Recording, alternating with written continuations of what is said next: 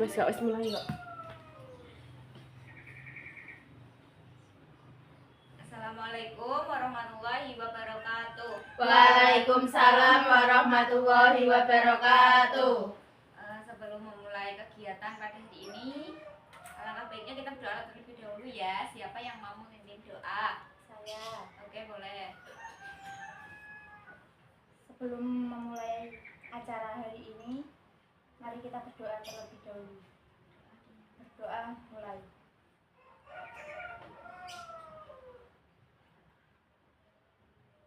Berdoa selesai. Oke, terima kasih sudah memimpin doa ya, Mbak. Terima kasih kepada kalian semua sudah menyempatkan waktunya untuk datang hadir untuk mengikuti kegiatan kita pada siang hari ini. Gimana nih kabar kalian semua? Alhamdulillah baik. Alhamdulillah ya. Nggak ada yang sakit hari ini, semuanya sehat kan? Iya. Tadi habis kegiatan apa nih di rumah? Apa ada kegiatan di luar rumah atau bersih-bersih rumah? Bersih-bersih. Oke, ada yang bersih-bersih rumah. Memasak. Ada yang memasak juga. Berjualan. Oh, berjualan. Setelah ini ada kegiatan lagi kah? Ini buat video. Setelah ini, setelah acara ini, setelah kegiatan ini. Tidak ada, baik. Sebelumnya kalian sudah pernah, kalian tahu nggak di sini tuh mau ada apa sih, ada kegiatan apa sih gitu? Belum tahu. Belum tahu. Oke. Nah, jadi di sini kita akan melakukan kegiatan bimbingan kelompok. Apa sih bimbingan kelompok? Nah, mungkin ini kata atau kalimat yang asing buat kalian ya. Jadi di sini bimbingan kelompok adalah bantuan yang diberikan oleh konselor, guru BK ataupun yang lebih profesional kepada individu dalam suasana atau setting kelompok. Nah, untuk mengembangkan diri dan wawasan bersama. Nah, tujuan dari kegiatan ini adalah agar anggota kelompok memenuhi pengembangan pribadi dan kemampuan bersosialisasi kalian secara berkelompok seperti itu. Nah, dalam bimbingan kelompok ini juga ada asas. Yang pertama, asasnya ada asas sukarela, di mana kalian diharapkan datang ke sini dengan sukarela tanpa ada paksaan seperti itu. Lalu ada asas keterbukaan, di mana di sini kalian diminta untuk terbuka, saling jujur mengenai pengalaman yang pernah kalian alamin seperti itu. Mungkin di sini juga kalian bebas dalam berpendapat, aktif dalam kegiatan juga, dan saling menghargai pendapat orang lain. Di sini juga kalian bisa bercerita dengan suka hati, jujur, terbuka, karena ada asas kerahasiaan di mana kita diminta untuk mengekip atau tidak menceritakan permasalahan yang mungkin tidak boleh diceritakan ke lain anggota, mungkin ke di luar sesi konseling, sesi bimbingan kelompok ini seperti itu. Nah, dalam bimbingan kelompok ini juga ada tahapan, ada 4 tahapan. Yang pertama ada tahap pembentukan. Di tahap pembentukan ini kita saling sharing, mungkin perkenalan juga seperti itu. Terus ada tahap peralihan, di mana nanti saya mempertanyakan kesiapan seluruh anggota kelompok untuk menuju ke tahapan yang ketiga, tahapan inti itu. Dan yang terakhir ada tahap pengakhiran seperti itu. Nah, sebelum memasuki kegiatan inti ataupun tahapan selanjutnya, lebih sebaiknya kita menyepakati waktu terlebih dahulu. Kira-kira kita butuh waktu berapa menit untuk kegiatan kali ini? Kira-kira berapa menit, Kak?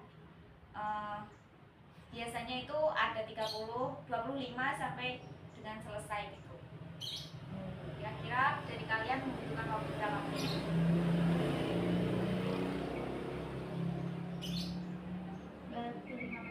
25 menit cukup? Cukup. Baik, kita akan mempergunakan waktu sebaik mungkin. Nah, sebelumnya ada pepatah mengatakan tak kenal maka tak sayang. Jadi lebih baik kita berkenalan terlebih dahulu ya. Nah, di sini instruksinya kita berkenalan sambil bernyanyi. Gini ya, dengerin dulu. Nyanyinya gini. Halo teman, sambil tepuk tangan juga. Halo teman-teman, ayo pergi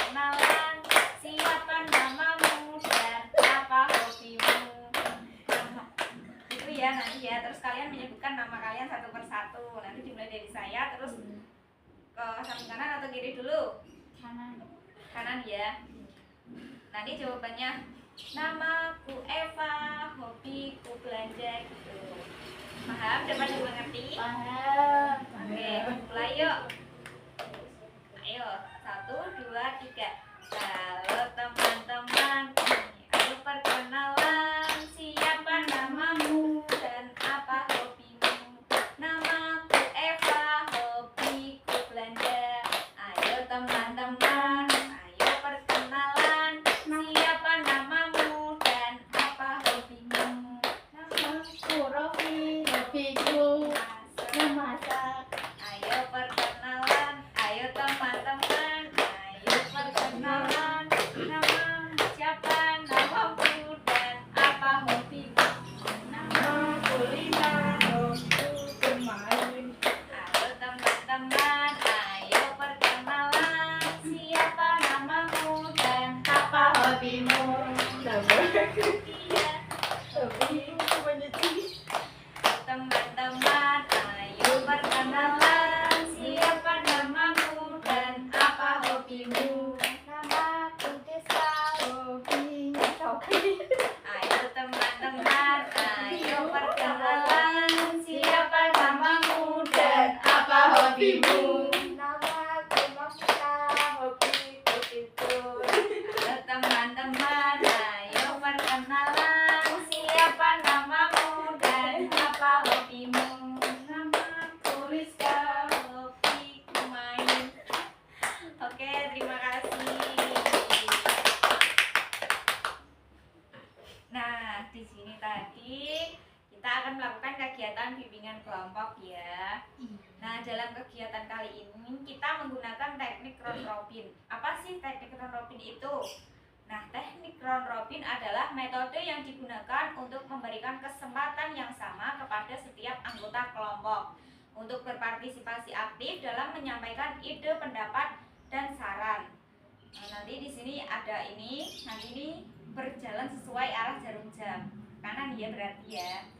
Urut nanti kalian diminta untuk menjawab atau men-sharingkan pengalaman yang kalian pernah alami. Apakah kalian sudah siap melakukan bimbingan kelompok pada siang hari ini? Siap. Oke.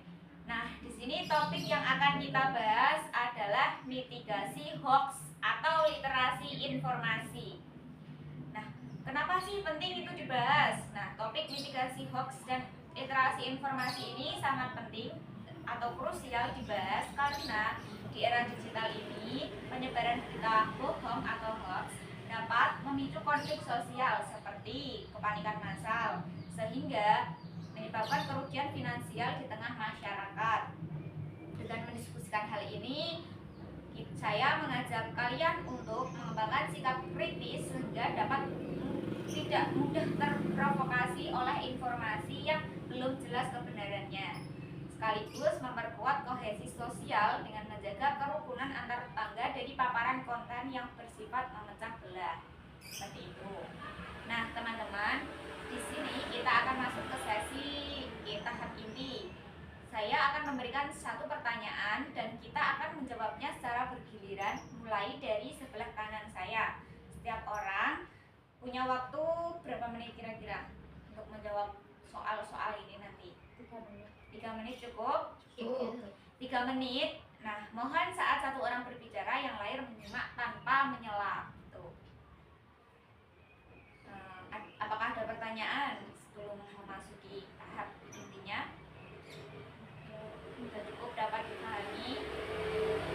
Oke. Nah, saya bacakan pertanyaan yang pertama. Sini, sebutkan satu berita atau informasi yang kalian pernah terima melalui WhatsApp ataupun media sosial yang ternyata setelah dicek adalah hoax atau bohong. Bisa dijawab Mbak Rofi. Iya. Berita yang pernah kamu dapatkan melalui WhatsApp maupun media sosial yang ternyata itu hoax. Berita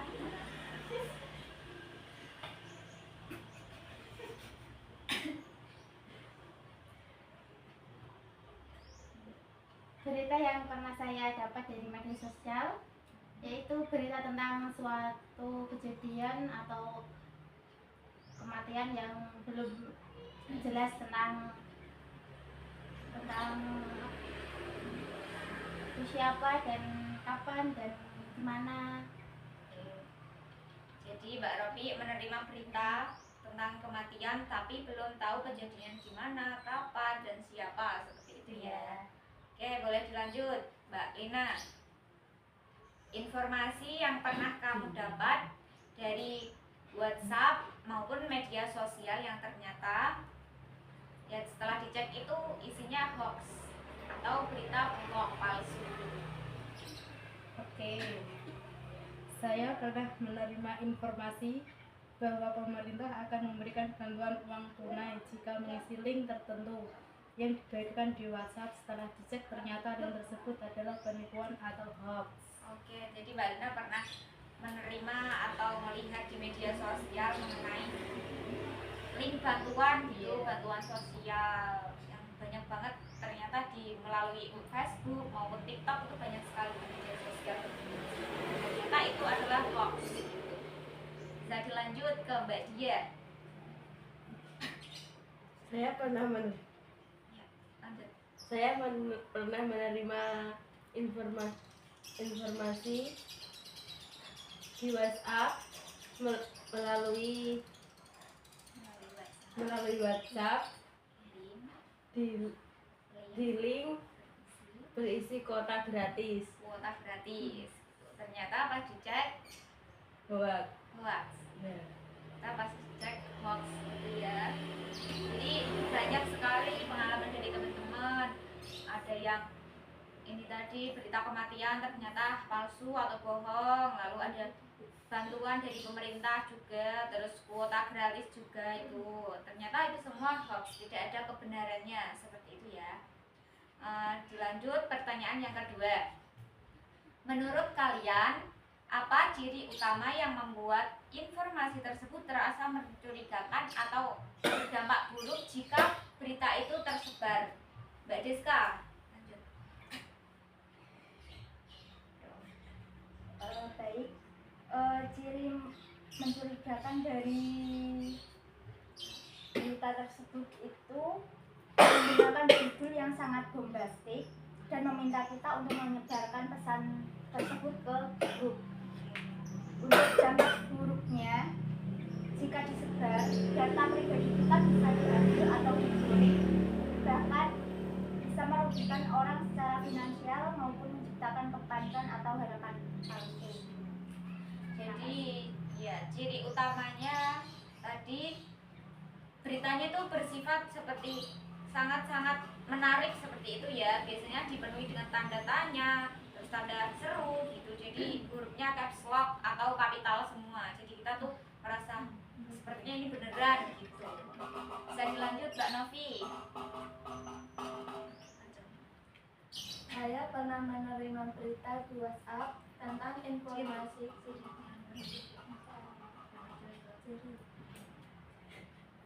Jadi yang membuat berita itu mencurigakan adalah tidak mencantumkan sumber yang jelas dan menggunakan kata-kata menentukan agar orang panik. Dampak buruk jika berita tersebut disebarkan adalah membuat orang takut berlebihan dan salah memahami. Jadi ada ciri-cirinya itu tanpa sumber gitu ya. Beritanya itu tanpa sumber, jadi membuat kita tuh bingung ini tuh dari mana, seperti itu. Dampaknya juga sangat-sangat berpengaruh banget bagi masyarakat, apalagi kita sebagai generasi muda. Tuh. Selanjutnya Mbak Rizka. Ciri utama yang membuat informasi itu terasa mencurigakan atau dampak buruk jika berita itu tersebar. Bisa dijawab. Ciri yang membuat berita itu mencurigakan adalah hanya berdasarkan opini pribadi tanpa bukti ilmiah. Dampaknya? Dampak buruk jika disebarkan adalah membuat orang ragu terhadap vaksin dan membahayakan kesehatan masyarakat. Oke, jadi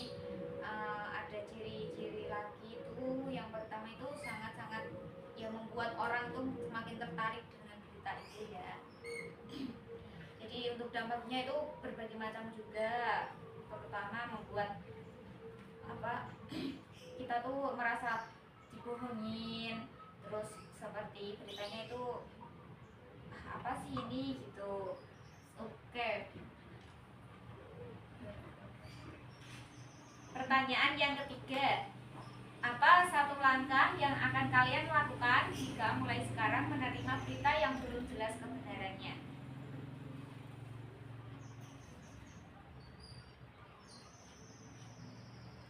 Langkah yang kalian lakukan ketika menerima berita yang belum jelas kebenarannya sekarang setelah mengetahui semua.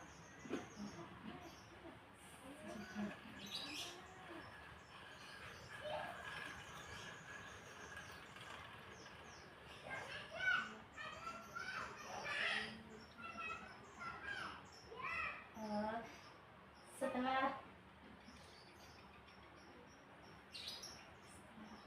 setelah mengetahui bahwa itu bulat, saya lebih berhati-hati lagi dalam mencari informasi terlebih dahulu sebelum menyimpulkan berita itu benar atau tidak. Jadi mencari informasi terlebih dahulu, apakah beritanya itu benar ataukah hoax gitu ya. Baik, selanjutnya Mbak Lina. Langkah yang akan saya lakukan ke depan adalah tidak mengeklik link sembarangan dan memastikan informasi berasal dari akun atau situs resmi. Oke, jadi tidak mengeklik link dari orang-orang tidak dikenal mungkin ya. Biasanya kan link itu muncul dari nomor yang tidak dikenal juga, dari media sosial juga banyak sekali. Jadi lebih berhati-hati gitu. Bisa jadi nanti data kita diambil semua, hilang semua. Biasanya juga rekening juga itu ikut hilang uangnya yang ada dalam rekening seperti itu. Selanjutnya Mbak Diah bisa dijawab. Langkah yang akan Mbak Diah lakukan.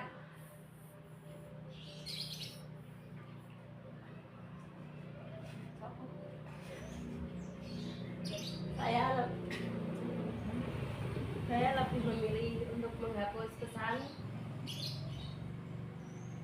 tersebut daripada merugikan orang lain. Oke, jadi Mbak Diah memilih menghapus pesan tersebut ketika pesannya itu tidak diketahui asalnya dari mana, ini siapa, nomornya siapa atau dari mana gitu. Baik, ya, terima kasih atas langkah yang sangat bijak. Terima kasih kalian sudah berbagi mengenai langkah-langkahnya. Nah, sebelum masuki tahap yang akhir ini, saya ada ice breaking buat kalian. Instruksinya kalian saya minta untuk pagi tidak tepuk. Kalau saya bilang pagi kalian tidak tepuk. Kalau bilang siang 1 kali, sore 2 kali, malam 3 kali. Oh ya. Kalau pagi, instruksinya pagi kalian tidak tepuk.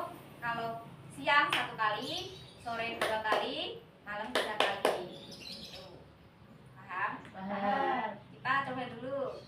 Siang, pagi, sore, malam, siang, pagi. Oke, baik, terima kasih sudah gitu saja. Nah, Mbak selanjutnya. Nah, Mbak Diska memberikan kesimpulan mengenai tahapan mengenai pengalaman ataupun materi topik yang telah kita bahas tadi. Bisa disimpulkan, Mbak? Baik, literasi informasi dari tanggung jawab tadi itu membangun kesadaran kritis masyarakat dalam melawan hoax dengan disiplin menerapkan prinsip saring sebelum sharing. Kita dapat memutus rantai disinformasi demi menjaga keamanan dan kerukunan lingkungan digital di sekitar kita. Terima kasih.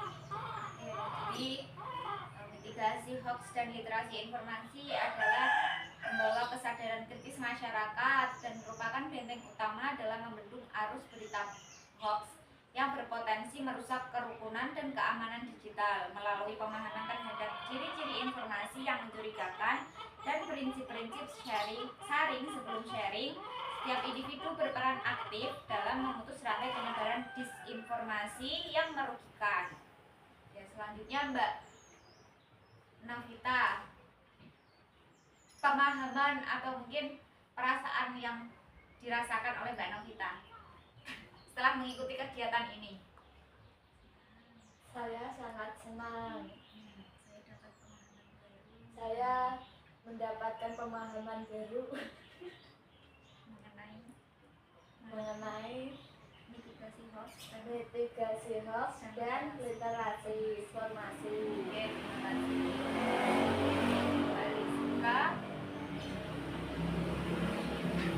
pesan dan kesannya mengikuti kegiatan ini. Pesannya atau mungkin bisa memberikan pemahaman juga atau perasaan Mbak Rizka setelah mengikuti kegiatan ini juga nggak apa-apa. Senang. Saya sangat senang. Sangat senang. Oke, sebelum mengikuti kegiatan ini gimana perasaannya? Senang, tetap senang.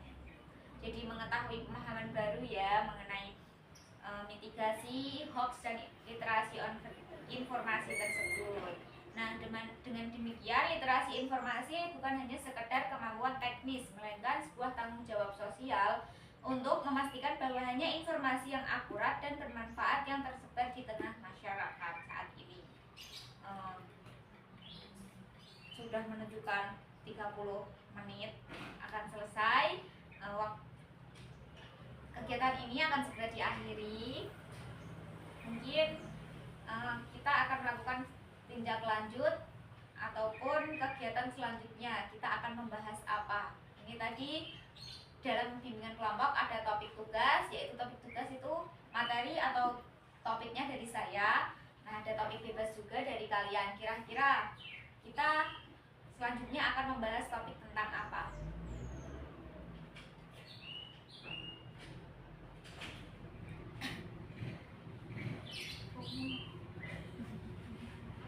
Ayo, topik tentang apa kira-kira?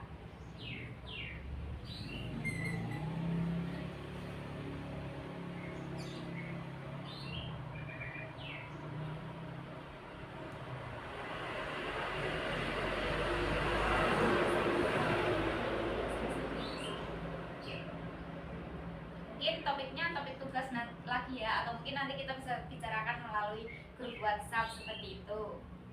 Untuk kegiatan selanjutnya kita lakukan di hari apa? Sama seperti ini. Di hari Sabtu berarti ya. Ya. Nah, Sabtu berarti minggu depan ya. Ya. Terima kasih. Sebelum kegiatan diakhiri, siapa yang mau memimpin doa? Saya Mbak Rizka lagi. untuk mengakhiri acara hari ini, mari kita ucapkan hamdalah bersama. Alhamdulillahirabbil alamin. Oke, baik. Terima kasih Mbak Rizka sudah memimpin doa dari awal dan akhir. Terima kasih juga untuk teman-teman semua sudah meluangkan waktunya mengikuti kegiatan bimbingan kelompok pada siang hari ini. Semoga ilmu yang kalian dapat bermanfaat, pemahaman baru yang kalian dapat juga bermanfaat untuk kalian sendiri. Amin. Nah, terima kasih atas kerjasamanya, atas partisipasi aktifnya kalian. Mungkin apabila ada kesalahan dalam bertutur kata maupun tindakan saya yang saya sengaja maupun tidak sengaja, saya mohon maaf sebesar-besarnya. Saya akhiri. Wassalamualaikum warahmatullahi wabarakatuh. Waalaikumsalam warahmatullahi wabarakatuh.